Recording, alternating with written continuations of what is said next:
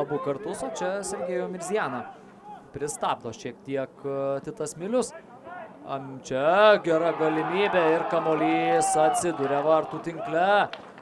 Joris Aliukonis kamuolį dar lietė, tačiau atremti varžovo smūgio nepavyko. Jau 5-ąją susitikimo minutę, atrodo, Julius Kasparavičius ten sraigtų, kuris labai reikalingas Kretingos Minijos komandai. Čia dar vieną įvartį muša Kretingos Minijos komanda ir jau 11-ąją susitikimo minutę rezultatas tampa 2-0.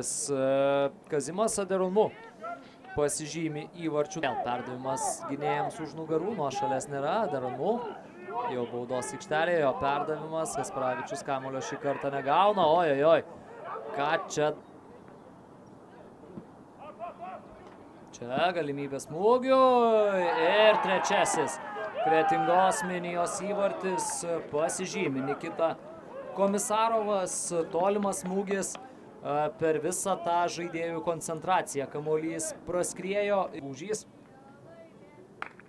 jau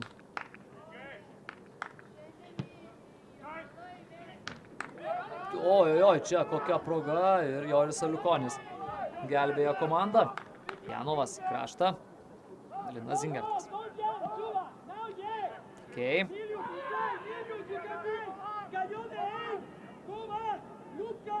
Klaidinami judesiai, baudos aikštelėje kamuolys ir 4-0. Muša įvartį galvą Deividas Pipiras, be priežiūros baudos aikštelėje buvo paliktas.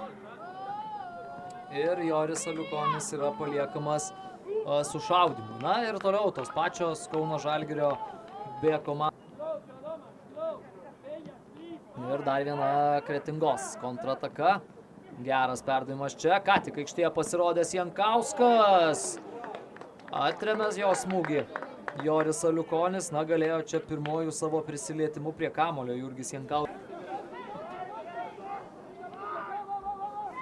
Paskutinė šių rungtynių minutė įpusėjo. Dabar labai geras perdavimas, puiki Mangirdo Venskaus proga ir Vykintas Gaudiešius turėjo pirmenybėse iškovoja Kretingos Minijos futbolininkai. Kauno Žalgiris B toliau lieka be taškų kartu su Panevėžio ekranu.